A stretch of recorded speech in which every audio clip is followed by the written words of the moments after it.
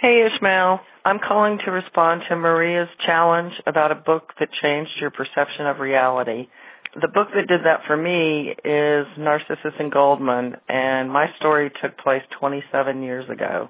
I was this happy-go-lucky 30-something wife, mother, and eternal optimist.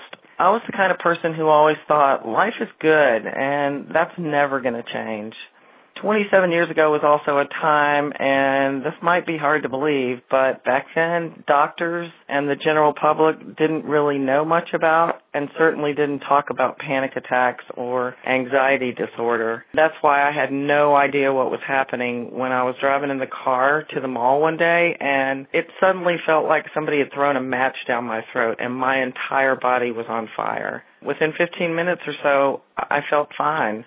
Until it happened again and again and again. Nobody could tell me what was wrong with me. So then I'm watching TV one night, and this commercial comes on for a psychiatric hospital that described every symptom I'd been having for months. 3 days later, I voluntarily checked myself in. I saw the doctor, and I saw a hospital library. The first gave me the right diagnosis, and the second gave me the right prescription.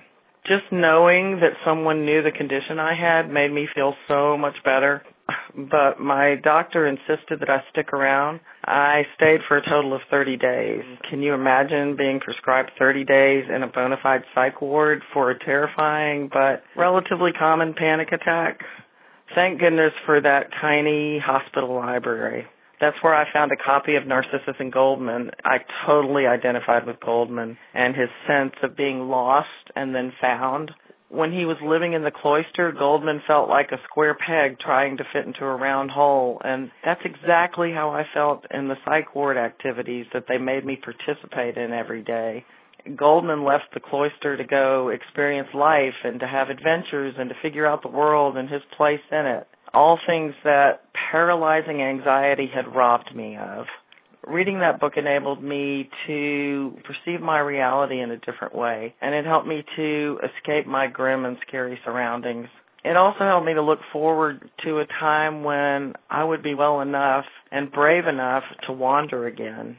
Goldmund's journey, much like mine, was full of sensory experiences and frightening moments, but ultimately, I think that's what forced him to see reality differently, to recognize that life is transitory and full of the unexpected. As a result, I believe he learned to embrace life much more fully. Goldmund showed me that nothing in life is truly lasting, enduring, or eternal. There's something sad about that idea, but there's also freedom. And if you can accept it, the bad things in your life, like anxiety, become more temporary. And the good things in your life, even when all you can end up with are tiny blips, become more precious.